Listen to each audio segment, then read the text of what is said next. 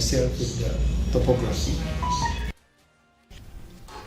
Congress leader and former Cabinet Minister Deborah Murdoch said the party will hold a meeting with grassroots leaders apart from bloc Congress and district Congress members on October 3rd at Tura Congress Bhavan to discuss the upcoming Lok Sabha election. The Mahila and Youth Congress members will also be present.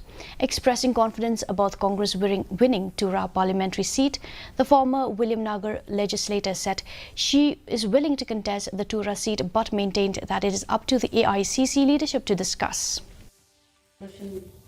Parties, partners, they will discuss and they will work on it. It will depend on the party leadership.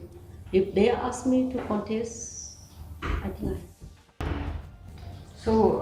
Party procedure, AICC will tell us when to submit our forms and all. So we will follow the procedure of the AICC.